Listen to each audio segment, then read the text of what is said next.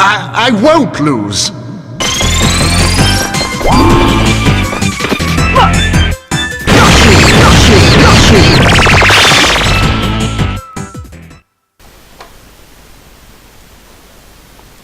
Hello, this is Massivin347 for a new playthrough of live commentary of Phoenix Wright, Ace Attorney.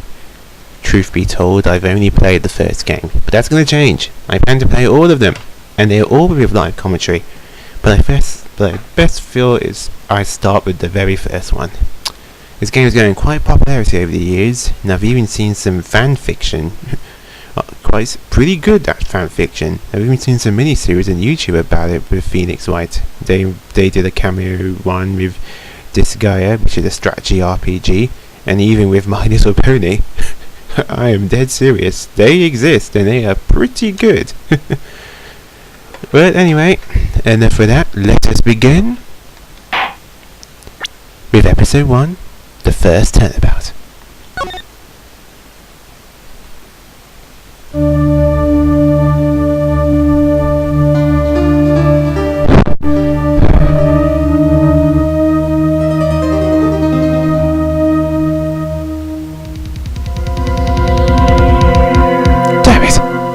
Why me? I can't get caught. Not like this.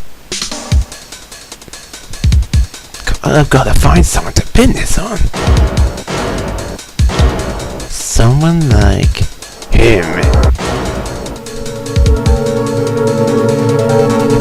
Make it look like he did it.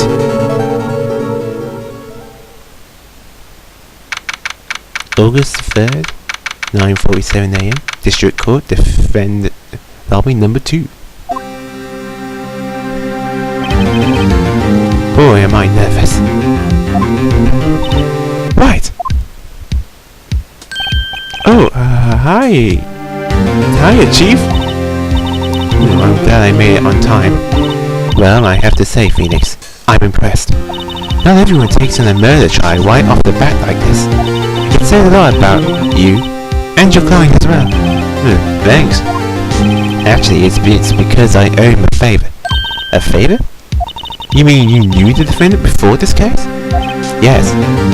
Actually, I kind of owe my current job to him. He's one of the reasons I became an attorney. Well, that's news to me. I want to help him out any way I can. I just really want to help. I hope that much. It's over. My life, everything, it's over. Isn't that your client screaming over there? Yeah, that's him. Death, despair. Oh, I'm gonna do it. I'm gonna die. Sounds like he wants to die. Yeah. Nick. Hey there, Larry. Dude, I'm so guilty. Tell him I'm guilty. Give me the death sentence. I ain't afraid to die. What? What's wrong, Larry? Oh, it's all over. I'm finished. I can't live in the world without her. I can't. Who took her away from me, Nick? Who did this? Nick, you gotta tell me. Who took my baby away? The person responsible for your girlfriend's death. Newspapers say it was you. My name is Phoenix Wright. Here's the story. My first case is a fairly simple one. A young woman was killed in her apartment. The guy they arrested was the unlucky sap dating her, Larry Butts, my best friend since grade school. Our school had a saying, when something smells, it's usually the Butts. In the 23 years I've known him, he's usually been true. He has a knack for getting himself in trouble. One thing I can say though, it's usually not his fault, he just has terrible luck. But I know better than anyone that he's a good guy at heart. That, and I owe him one, which is why I took the case. To clear his name. And that's just what I'm going to do. August 3rd, 10 AM, District Court, Courtroom number 2. The court is now in session for the trial of Mr. Larry Butts. The prosecution is ready, Your Honor. The defense is ready, Your Honor.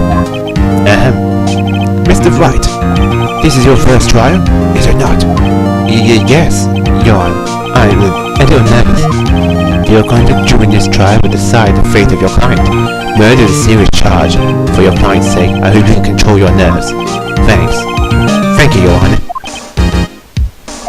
Mr. Wright, given the circumstances, I think we should have a test to ascertain your readiness. Yes, Your Honor. Good. Hand shaking. Eyesight fading. The test will consist of a few simple questions, answered clearly and concisely. Please state the name of the defendant in this case. This is a simple. This shouldn't be very hard to you. If you've been reading the dialogue, then you should know most of these questions. The defendant is Larry Butts. Defendant? Well, that's Larry Butts, Your Honor. Correct. Just keep your wits about you and you'll do fine. Next question. This is a murder trial. Tell me, what's the victim's name? Ooh, I know this one. Well, I've read a case of old cover so many times. It's... Wait. Uh-oh. No way! I forgot! I'm doing a here. Phoenix, are you absolutely sure you're up to this? You don't even know the victim's name? Oh, the victim. Of course I know the victim's name. I just forgot. Really? I think I feel a migraine coming up. Look, the defendant's name is just on the court record. Just touch the record. Just touch the record. Oh, sorry. Look, just touch the court record button to check it anytime, okay? Remember to check it often. Do it for me, please. I'm begging you. Let's hear your answer. Who is the victim in this case? In honesty, you can... I probably wouldn't know what the answer is. However, though, I'm going to chew the court record. This is what you do. Just use your stylus to find some access, then click Cindy's autopsy report.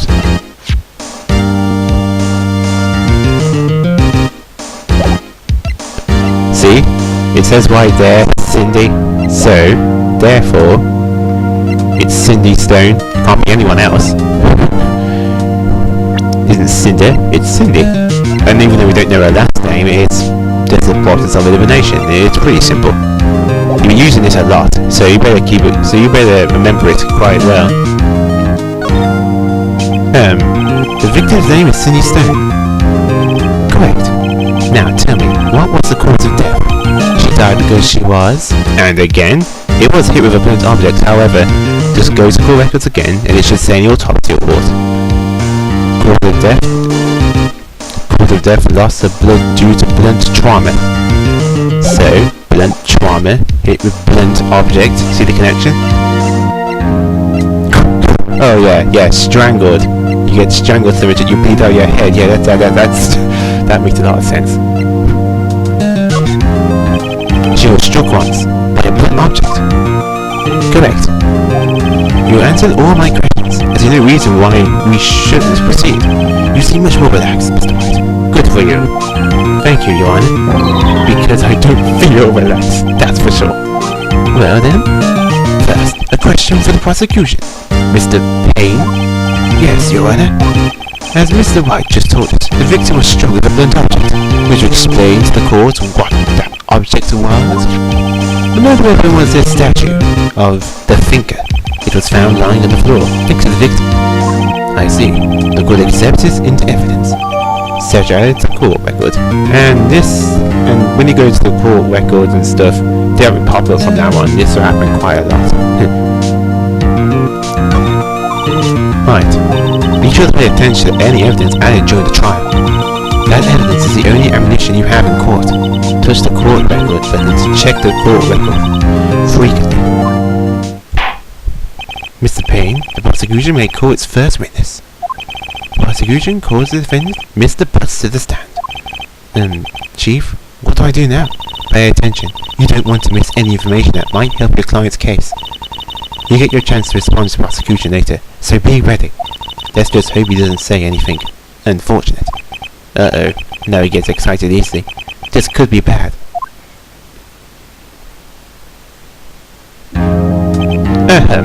Mr. Butts, is it not true that the victim had recently dumped you? Hey, watch it, buddy! You were great, Romeo and Juliet! Cleopatra and Mark of Fifth Avenue!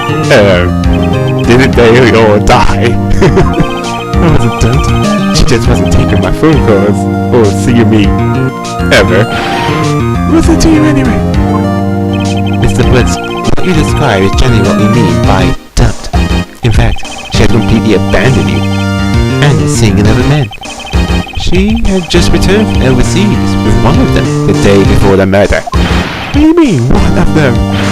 Lies, lies, I don't believe in a word of it. Your Honor, the victim's passport. According to this, she was in Paris until the day before she died. And the passport will be added to evidence. Indeed, she appears to have returned the day before the murder. Dude, no way. The victim was a model, but did not have a large income. It appears that she had severe sugar daddies. Several sugar daddies. Daddies? Sugar? Yes, all the men who gave her money and gifts. You mean she's yeah, I'm not gonna say it. She took their money and used it to support her lifestyle. Dude! You can clearly see what kind of woman this Miss Stone was. Tell me, Mr. Bass, do you think of her now? Right. I don't think you want him to answer that question. Yeah, Larry has a way of running his mouth all the wrong direction. Should I... yeah, stop him from answering. You can always get these random choices here. My client had no idea the victim was seeing other men. That question is relevant to this case. Oof. Dude, Nick, what do you mean, irrelevant? That cheating she-dog. I'm gonna die. I'm just gonna drop dead. Yeah, and when I meet her in the afterlife, I'm going to get to the bottom of this. Let's continue with the trial, shall we? I believe his motive is clear to everyone. Yes, quite. Oh boy, this is so not looking good. Next question. You went to the victim's apartment on the day of the murder, did you not? Good. Well, did you or did you not? Hey. Well, maybe I did, maybe I didn't. Uh-oh. You went. What do I do?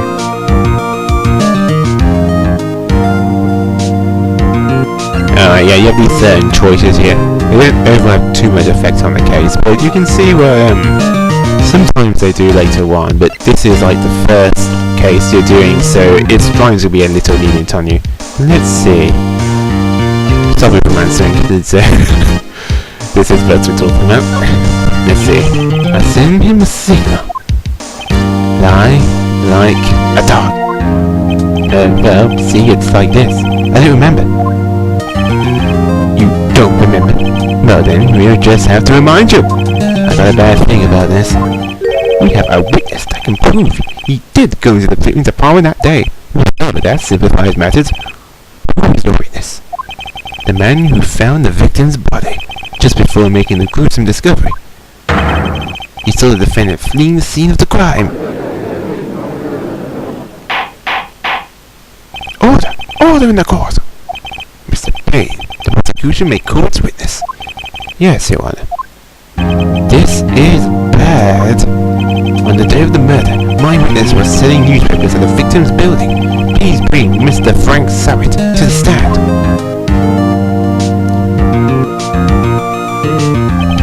Mr. Savitt, you sell newspapers to victims in this, correct? Oh, yes, newspapers, yes. Mr. Savitt, you may proceed with your testimony. Please tell the court what you saw on the day of the murder. And this is a really important part here. Listen to it very carefully. Witnesses' accounts. I was going door to door, selling subscriptions when I saw a man fleeing at the apartment. I thought he must be in a hurry because he left the door half open behind him. Thinking it strange, I looked inside the apartment. Then I saw her lying there, a woman, not moving, dead. I quadrated in fright and found myself unable to go inside. I thought to call the police immediately. However, the phone in her apartment wasn't working. I went to the nearby park and found a perfect phone. I remember the time exactly. It was 1 p.m. The man who ran was, without a doubt, the defendant sitting right over there.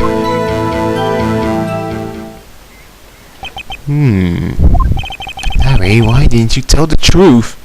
I can't can't defend you against a testimony like that.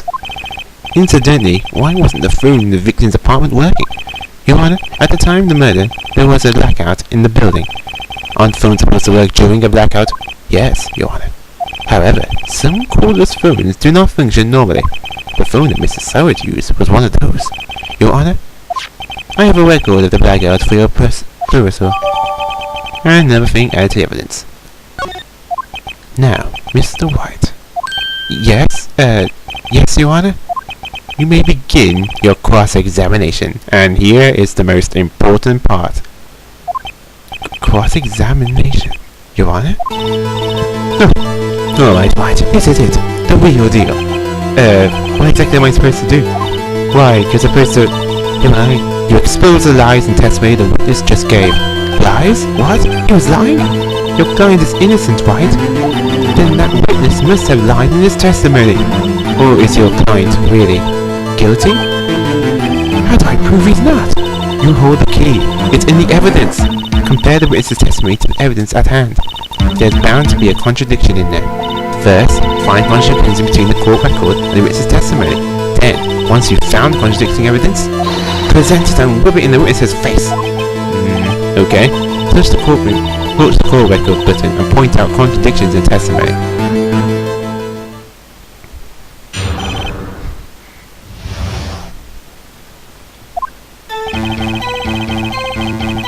I was going door-to-door selling midbook and I saw a man fleeing the apartment. Now you could press or present.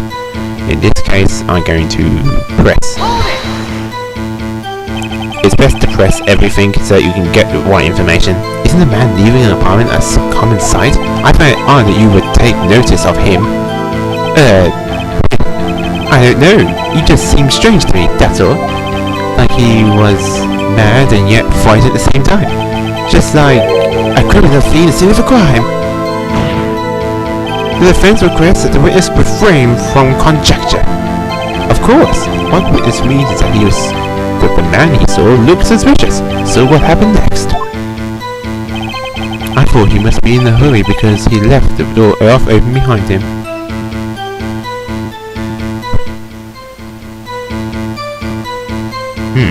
Alright, yeah. There's also the built-in speaker, so you could shout like hold it to a certain button.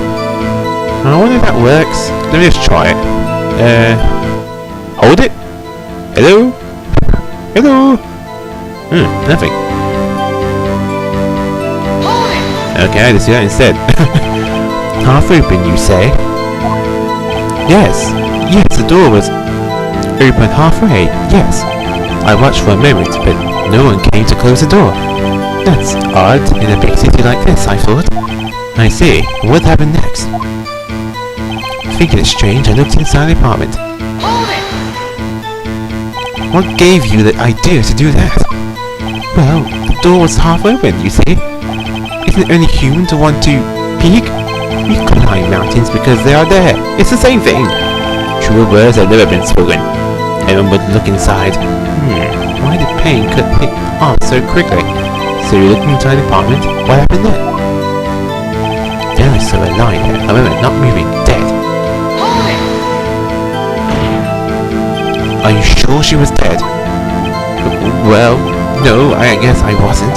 But she wasn't moving at all, and there was blood everywhere. I guess that would look fatal to anyone. Very well, what happened next? I crawled through flight and found myself unable to go inside. So you didn't touch anything in the apartment? Yes. I mean, no, nothing. Okay, what happened next? I thought to call the police immediately. You thought to call the police? Does that mean you didn't actually call them? Please, listen to the rest of the testimony. You thought to call the police. What happened next? However, the phone in the apartment wasn't working. The phone in the apartment wasn't working? Yes, I mean, no, it wasn't right. But you said you didn't go inside the apartment. Or did you? Oh, I can explain that. There was a cordless phone in the shelf in the entrance. Right, I reached inside and tried using that to call. And that phone wasn't working. Correct? What happened next? I went to a nearby park and found a public phone. Why use a public phone? Well, you see, I don't have a cell phone. And being in the middle of the afternoon, there was no answer to the nearby apartments. Oh, right.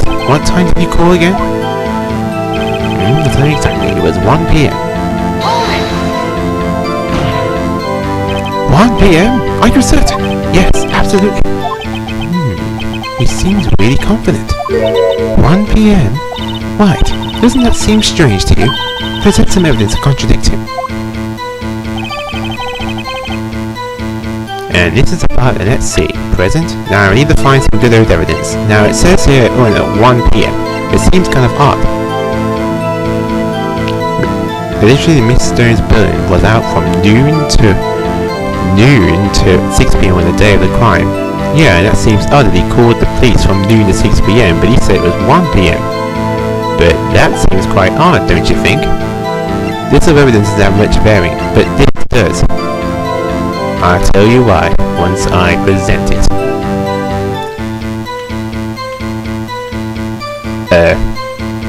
Objection! Your Honor, what do you think about the witness statement? I'm not sure I follow. I clearly contradicts, I thought. You don't sound very confident, Mr. White. Objection overruled. Oh, damn it. Oh, crap. No, I did something wrong there.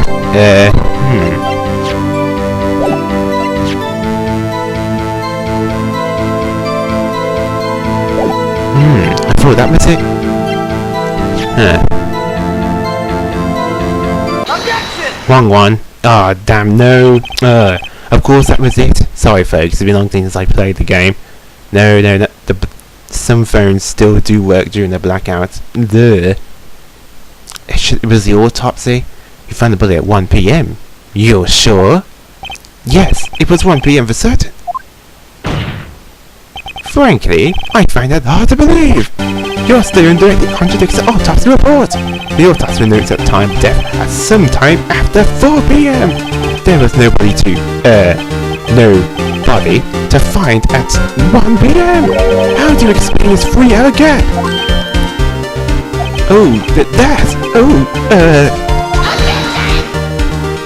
This objective is so stupid. This is trivial. Witness merely forgot the time. After his testimony, I find it hard to believe. Mr. Surratt, why were you so certain that you found the body at 1 p.m.? Gee, that's a really good question. Great job, Wright. Way to put him on the spot. That's all you have to do. Point out contradictions. Liars always point more lies. See through one, and their whole story falls apart. Wait, no, I remember now. Would you care to give the testimony again? And this is what they do. You see, because he lied about that, the witnesses will remake their testimonies over and over again. But they can't keep doing that forever. You have to keep finding the lies in their testimonies, because sometimes, yeah, it's like she said, lies beget more lies. So if he lied there, then obviously there's going to be a lie in this new testimony he just made up the top of his head. You see what I mean when you go through it.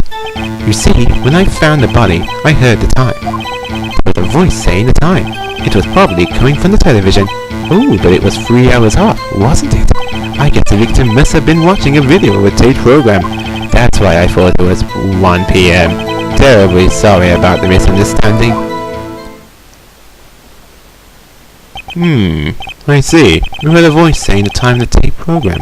Mr. White, you may cross-examine the witness. White, you know what to do. I've got this one. The time discovery.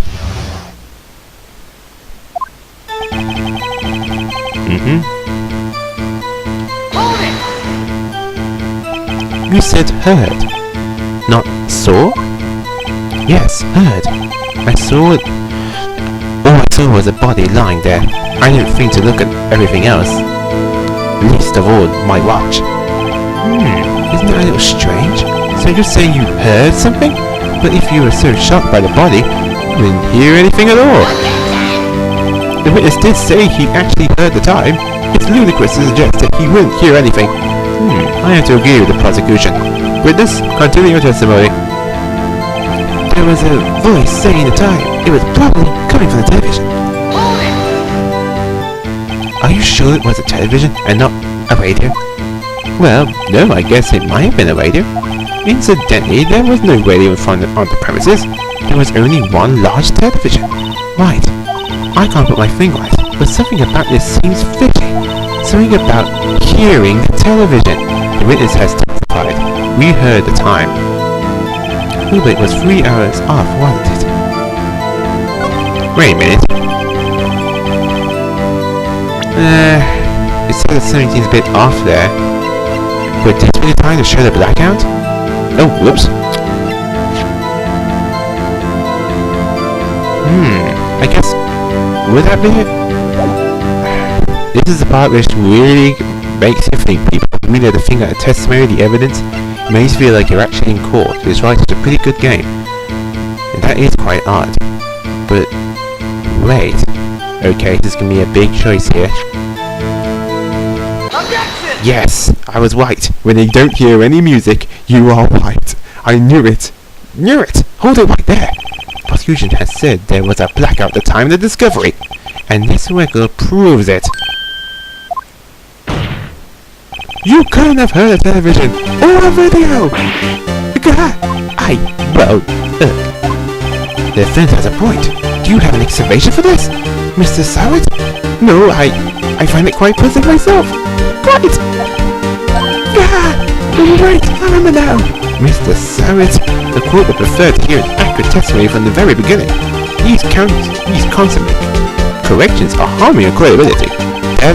And you seem rather distraught. My apologies, Your Honor. It must have been the shock of finding the body. Very well, Mr. Sowett. Let's hear your testimony once more, please. Hearing the time. Actually, I didn't hear the time. I saw it. There was a table clock in the apartment, wasn't there? Yeah, the murder weapon. The killer used it in the victim. That must have been what I saw. You saw a clock? I guess that would explain it. The defense may cross-examine the witness. Gladly.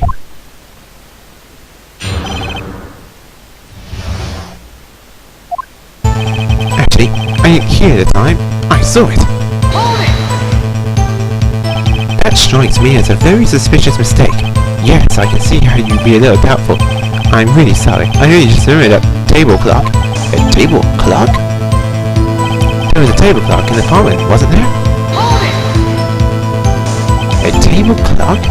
Was there a clock at the scene? This is the first I've heard of it. Yeah, the murder weapon. The killer used it, the victim. The murder weapon? Yes, the table clock was used as a weapon. That's what I just said. Didn't you doze off in the middle of the testimony or something? Something's fishy here.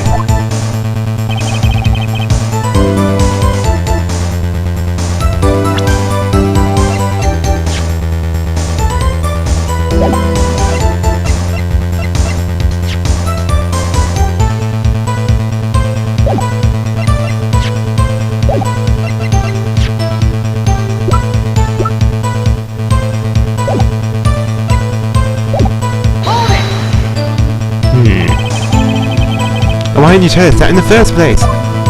I guess it just slipped my mind. I'm not really sure how it's happened myself. The witness says he saw the table clock. End of story. Now, find the contradiction.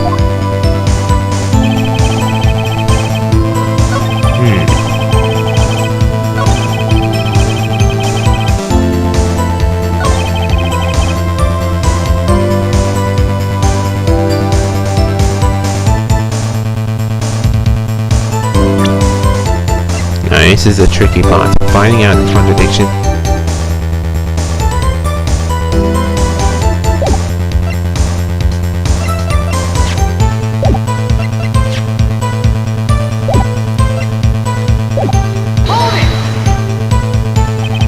Oh, oops, sorry.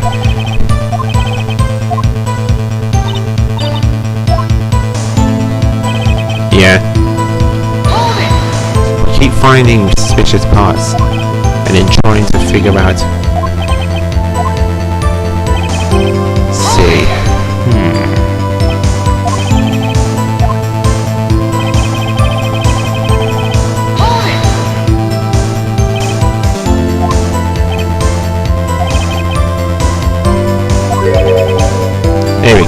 see the blue writing on it.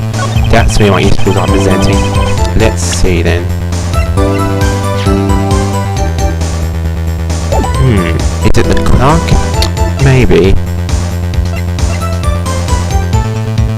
Objection! Yep, thought so. I knew something was fishy about that. Wait just a moment. The murder weapon wasn't a clock? It was this statue! So, how is it supposed to be a clock? I knew it! Yes, he's white! The evidence does not suggest anything about being a clock. It's a statue. How could he have known it was a clock? Well, you with your objections and your evidence. Just who do you think you are?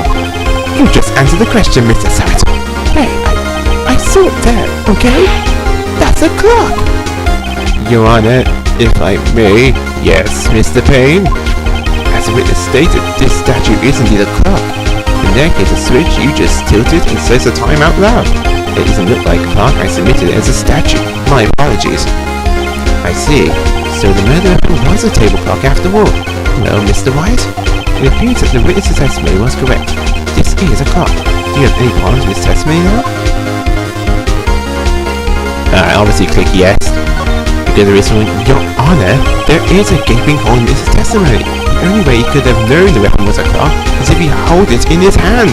Yet the witness testified he never entered the apartment. Clearly a contradiction. Indeed. The witness knew it was a clock because he...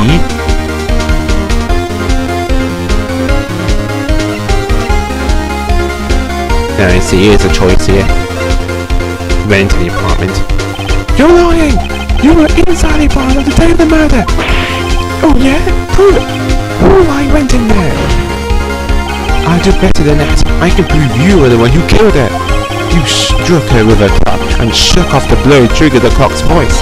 That was the sound you heard! In order in the court!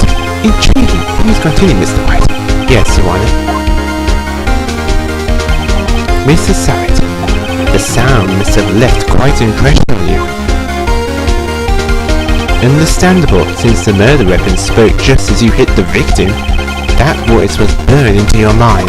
That's why you were so certain about the time. What's the meaning of this? This is all baseless conjecture. Baseless? Just look at the witness's face. Would the witness care to elaborate? Did you strike the victim with the clock? That day, I never. Look, the clock, I heard, no, I mean, I saw, no.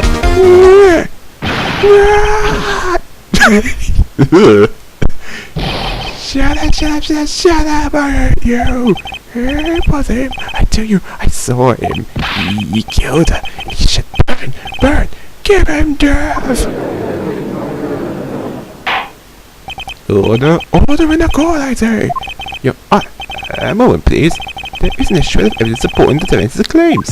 Mr. White, Your Honor, your claim the sound the witness heard came from the clock. Do you have any evidence? The whole case is winding on this. I better think it through carefully. Yes, Your Honor. The sound we saw heard was definitely this clock. A fact which clearly, if you simply... Examine the clock's battery. Ask the neighbours. Try sounding the clock. Ooh, this is it, people. What can it be? What can it be?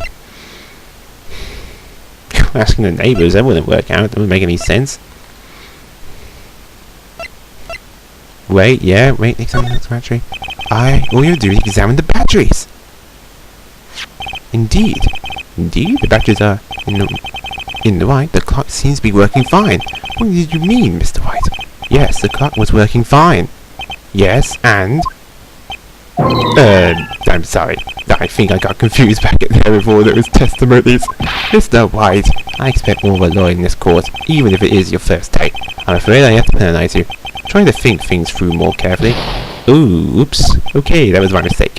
Yes, Your Honor, as I was saying, the whole case is think carefully. Okay then, so isn't that one? Try sounding the clock? Let's sound the clock now, here in the court. Your Honor, May I have the clock? I asked the court to listen very carefully. I think it's 8:25! That sounds a strange way to announce the time. Well, he is the thinker after all. So, you've heard the clock. What are your conclusions, Mr. White? Mr. Payne, can you tell me what time it is now? It's 11:25. As you can see, this clock is exactly 3 hours long. Precisely, this is discrepancy between what Mr. Sawyer heard and the actual time of death. So, Mr. Sawyer, try to talk your way out of this one. You forgot one thing. Uh-oh. What's he talking about? Why, it may seem like the clock is running 3 hours slow. It proves nothing. How do you know it is running 3 hours slow on the day of the murder? You can't prove that. You don't have a case. He's right. How am I supposed to prove that? Damn it. That was so close. Mr. White, it seems you lack the evidence to support your claim. Yes, Your Honor. This means I cannot let you indict the witness. Unfortunately, this ends the cross-examination of Mr. Frank Sarrett. I come all the way down here to testify, and look what happens. They treat me like a criminal. A criminal! You lies or slime. Ugh, I almost had him. I'm sorry, Larry. I failed you. There's nothing I can do about it now. Not so fast, Mr. Sarrett. Chief? Why, listen up, White. Don't throw this one away. Not like this. Think. But, Chief, it's over. I can't prove the clock was as slow the day of the murder. Nobody can prove that. Well, yes. It doesn't mean you still can't win. Try thinking out of the box. Don't waste time counting the facts. Assume the clock was 3 hours slow, and think through it. Ask yourself, why was the clock 3 hours slow? Figure out the reason, and you'll have your proof. White? Can you think of a reason as to why the clock would be 3 hours slow? I think so, yes. Wait! Maybe I can prove it! You must have evidence somewhere that I can prove it, White. Find it and let them have it. Well, Mr. White? You say the clock was already running slow on the day of the murder. Have you found evidence to support this claim? Of course. There is a piece of evidence in the courtroom that can prove my claim beyond a doubt. Tough words. Let's say you pull this one off. Let's say there's evidence that proves why the clock was running slow. Wait a minute. Of course, the passport. Susan France. The time zone there is different. Yeah, has to be it. I can't think of anything else besides passport. The victim had just returned from the port the day before the murder. As we all know, the time difference between here and Paris is 9 hours. When it's 4 PM here, it's 1 AM the next day there. The clock wasn't 3 hours slow, it was 9 hours fast. The victim hadn't reset her clock since returning home. That's why the time you heard when you struck her dead in her apartment was wrong. Proof enough for you, Mr. Surratt, or should I say, Mr. Did It?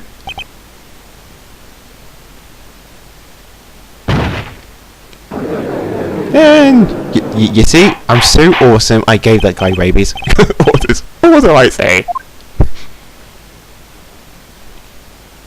Well, this case has certainly turned out differently than we all expected. Mr. Payne, your client, he was arrested and he's been taken away, Your Honor. Very well. Mr. Wright? Yes, Your Honor. I have to say I'm impressed. I don't think I've ever seen someone complete a defense so quickly and find the true culprit at the same time. Thank you, Your Honor. At this point, this is only a formality, but this court finds the defendant, Mr. Larry Butts, not guilty.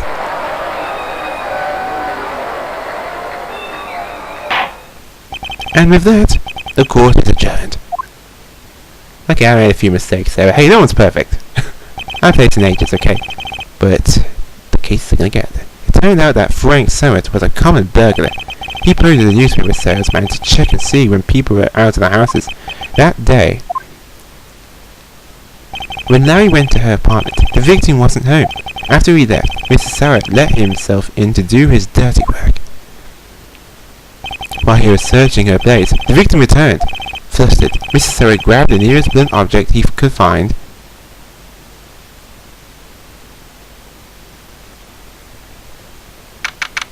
August 3rd, 2:32 p.m. District Court, Defendant Lobby Number 2. Ooh, still can't believe we won. Right, good job in there. Congratulations. Thanks, Chief. I owe it all to you. Not at all. Not at all. You fought your own battles in there. It's been a while since I've seen a trial end on such a satisfying note. I never seen the Chief looking this happy. If she's this glad, imagine how Larry must feel. My life is over. Larry, you're supposed to be happy. What's wrong now? Nick. Don't worry about me. I'll be dead and gone soon. Good. Wait, no, I mean, bad. Larry, you're innocent. The case is closed. But my Cindy Winnie's gone, man. Gone forever. Larry, she wants it. Nah, never mind. Congratulations, Harry. Harry? Yes, you. I can practically see the headlines now. Harry Butt's innocent. Oh, thanks. I really owe you. Oh, sorry about that. I won't forget this ever. Let's celebrate 10th movie, Match. Oh no, I couldn't. Hey, I was the one who got you off the hook. Oh, hey. Here, take this. It's a present. A present? For me? Wait, wasn't this evidence that... Actually, I made this clock for her. I made one for her and one for me. Really? You made this? Well, thank you. I'll keep it as a memento. Yo, Nick. Can you believe it? I was so into that chick, and she was just playing me for a fool. Don't make me worse. Just cry. Larry. Are you so sure? Excuse me? I think she thought quite a lot of you, in her own way. Nah, you don't gotta sympathize with me, so okay? Oh, I'm not just sympathizing, really. Isn't that right? Did you have something to show your friend? Something that proves how she felt about him? Huh? Oh, yeah, right. What the heck is she talking about? Of course, the statue. Check this out, Larry. Proof positive you weren't just some chump to her. Huh? Where'd you get that clock? This is the clock you made for her, Larry. She took it with her while she travelled. She probably just needed a clock, that's all. You think so? It's a pretty heavy clock to take travelling. Well, make of it what you will. Hey, Nick. I'm glad I asked you to be my lawyer. Really, I am. Thanks. Nope. Sorry, hope that made him feel a little better. Right? I hope you see the importance of evidence now. Also, hopefully you realize things change depending on how you look at them. People, too. We never really know if our clients are guilty or innocent. All we can do is believe in them.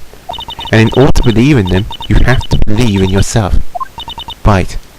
Listen. Learn. Grow strong. Never let go of what you believe in. Never. Well, I think our work here is done. Shall we be off? Yeah, I guess so. Say, how about dinner on me?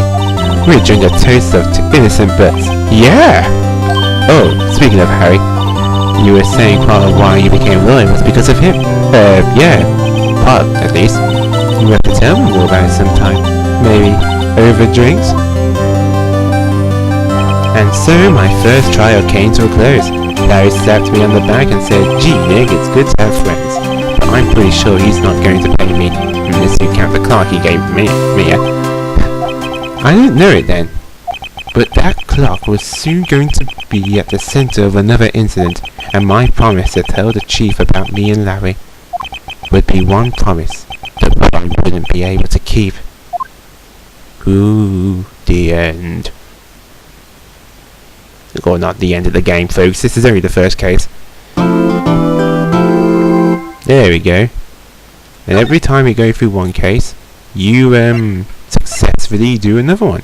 And with that, that case is now solved. This is the shortest one in the game. because it's mostly tutorial based and not that hard.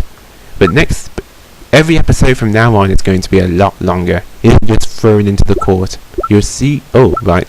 You can't really see you see it when the paint is done. You get this anime picture like sort of thing.